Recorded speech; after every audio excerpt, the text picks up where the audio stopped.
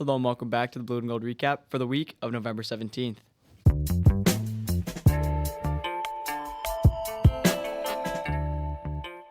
I'm Ronnie Decker and I'm joined by JJ Looters, Oliver Packey, and Ethan Chang. It's our end of season recap for the fall season. We'll start with JJ. The MUHS soccer team won their semifinal game against Hudson on November 6th with the score of 4-2 in a shootout. However, in an unfortunate turn of events, the Hilltoppers lost the state final against Madison West to a score of 1-0 on November 8th. The Hilltopper soccer team placed second in state, and with that, the Hilltopper soccer team concluded their spectacular season this year. Unfortunately, I was unable to speak with Coach Lawrence, but he said he was very happy with this successful season, and he cannot wait for the 2026 season. Hilltopper volleyball absolutely dominated in their game against Arrowhead on Wednesday, November 5th, winning by the score of 3-0. However, they were sadly defeated in a hard semifinal matchup against Germantown, losing by the score of 3-0. The Hilltoppers ended the season as fourth in the Greater Metro, and freshmen Taylor Rockledge and Davis Fryoff were able to get an interview with Coach Cosson, and here's what he had to say.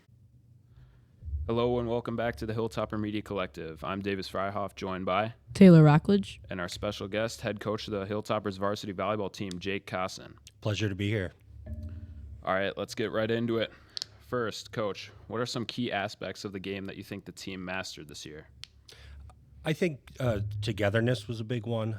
We fought for each other. We went through a lot of adversity this year. We had a strange illness go through the program, and it just made us stronger as a team. It was pretty evident at the end of the year when we lost in the semis. You even had sophomores that were in tears and really were upset that we didn't make it further. How do you think the captains of the team and some of the seniors took their lead role this year? Do you think they did a good job leading the team, or could there be some area for improvement there? Oh, yeah. I thought our seniors did a fantastic job. It wasn't necessarily the most vocal group like we've had in the past, but they led by example, which sometimes is even a harder thing to do. So I'm really proud of the way they handled things. Even when some of them were out, some of them were sick, some were hurt, they did a great job. What do you think the returning players will take from this season's deep playoff run? How hard it is, how much you have to work, how much you have to work in the off season, how much you have to prepare. A big focus for us in the off season is going to be strength in the weight room, getting stronger, becoming more flexible, and so that's something I think that they're going to take away from it. All right, Coach Cosson, you had 9 seniors on the volleyball team this year. How do you think their leaving will impact the next season and just the overall strength of the program? Yeah, I mean, that's a lot of experience that we're going to end up losing. We're going to rely heavily. We have a very strong sophomore class that's going to be coming in next year, as well as a strong freshman class. We're going to be relying on some youth. So we're going to take some lumps early, but it'll make it worth it towards the end of the year. Finally, what are your expectations going into next season, and what things will lead to even more of the success? I mean, our expectations don't change. Expectation is the same every year to win the gold ball. We want to bring that back. It's been a little bit here, and so that's ultimately the overall goal. But we're going to have to take some smaller strides as we get going. Maybe win a tournament first. Maybe win conference. Slower steps because we're going to be so inexperienced. But ultimately, the final goal is to win the whole thing. Perfect. Thank you, Coach Cosson, for joining us today. Congratulations on all of your success this season, and best of luck for the upcoming season. Roll top.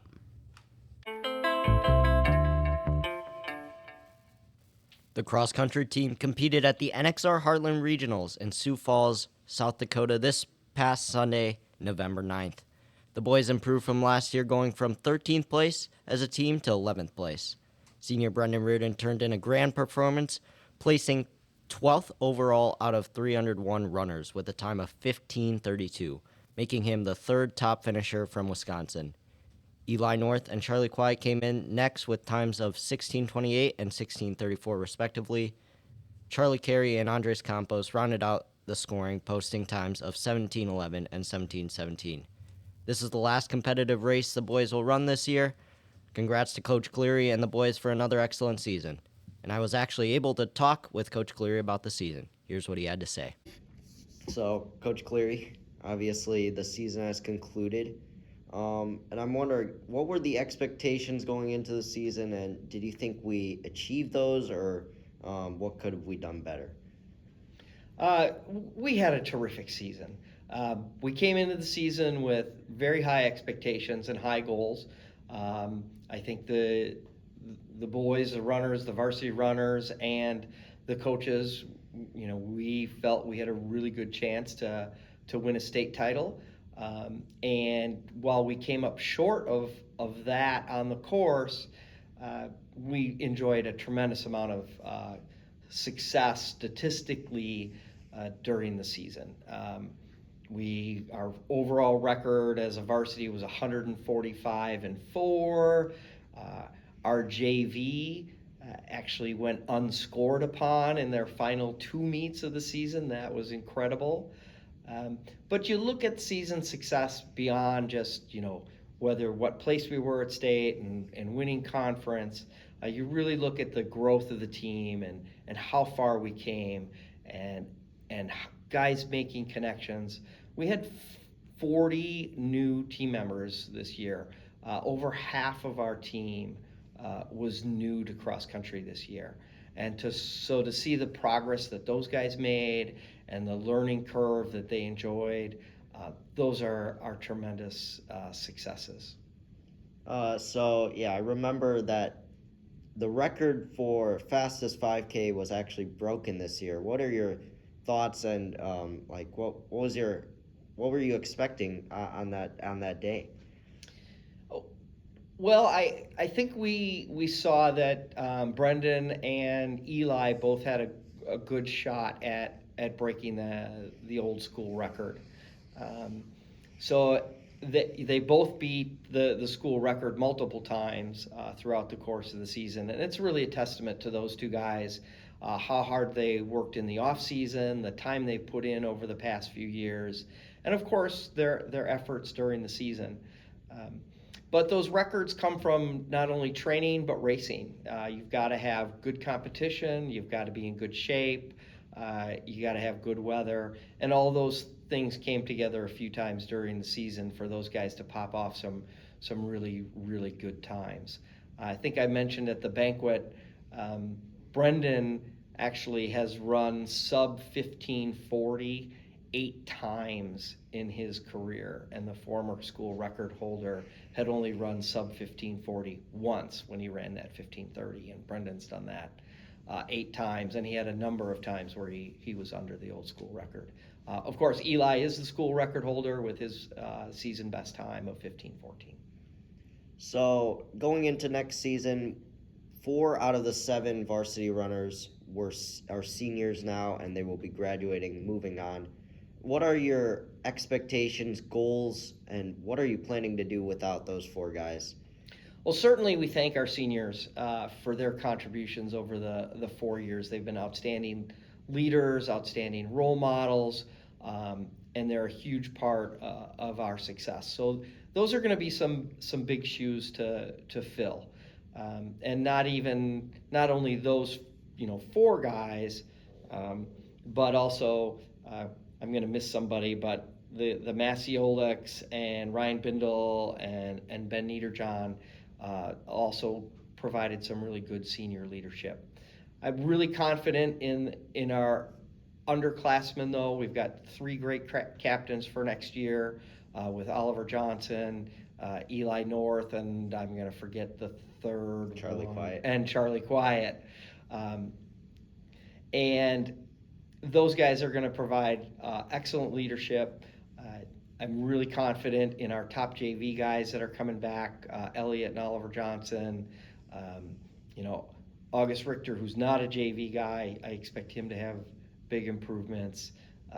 And I think we're going to have like Simon Keene and Jake Bergen and guys are really going to step up and fill those shoes. I think we're going to be competitive again next year as well. Okay, so that's all the questions I had. Maybe one last question to throw in here is out of the guys you did mention right there, who do you think we'll be hearing the most of next season? Well, you're going to be hearing the most of Eli next season as well, and we heard a lot about him this year. And of course, I think Charlie Quiet's going to make terrific improvements. And he's going to be, most teams would love to have Charlie Quiet as a number one. He'll probably be, our number two. And I think August Richter also is going to make huge improvements. I expect him to have an outstanding season next year as well. God willing that we stay healthy and we stay together as a team and enjoy each other. We should have a very successful season with those three guys making up our core next year. Okay. Thank you for your time. Thank you. I had the chance to sit down with head football coach John Colley to talk about the football season, and here's what he had to say. All right, Ronnie Decker back here for the Blue and Gold recap. Today I'm joined by Coach John Colley of our football team. So, Coach Colley, I'll get right into these questions. First year as the football coach, what were some of the struggles and adversities you faced and some of the successes you saw this year? Well, I think, some of the struggles are just being new to the program. You try to establish your vision and your culture, and I thought overall we did a pretty good job with that over the course of the season. Saw a lot of growth. Would I've obviously liked to win some of those close games that we had at the end. I think that would have really changed things as far as seeding in the playoff picture. We had opportunities to finish those games and we didn't, and I think we're working on better discipline and execution as we move forward. Mm-hmm. What were some of the impacts that the seniors had helping you adjust to coming into Marquette High this year? Yeah, I'll always remember these seniors. Coming in the summer, rise and grind on my first day, kind of fumbling around with my keys, not knowing where the equipment was, and having guys step up and help, like Frank Briscoe and Cal Ferber were very instrumental in lending a helping hand, especially with getting to know where stuff was located. Yeah, and you were lucky enough to coach one of our guys, Tommy Navani, who's going on to play Division I football next year. What's it like coaching someone like that who has so much talent in the game? He has great talent and great instinct. A lot of what you see, you can't coach. And that's what makes him a special player. And it'll be very interesting to see him progress as an athlete and do great things in college. Yeah. What are some of the things that you're looking forward to in the future with the current team that you have now and some of that culture that you were talking about? So having a full off season with the team is going to be extremely important for us moving forward, for us growing together. Came aboard last spring, kind of bouncing between two jobs at the same time. So full energy, full focus, getting bigger, faster, stronger, yes, but also deepening those relationships and continuing with a lot of leadership lessons that Coach K did prior to me arriving, but also putting my own tweaks on that. Sounds good. Well, yeah, thank you, Coach Colley, for coming on. Congrats on a successful first year, and we'll look forward to seeing you in the future. All right, thank you. Math Club. Congratulations to Gavin Bartz, who earned a top score of 5 on the tricky second Wisconsin Math League contest yesterday. The Math Club was also in action yesterday, taking AMC 10 and AMC 12 tests after school.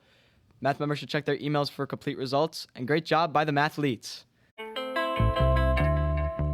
That's it for this week in Hilltopper announcements. Roll Top!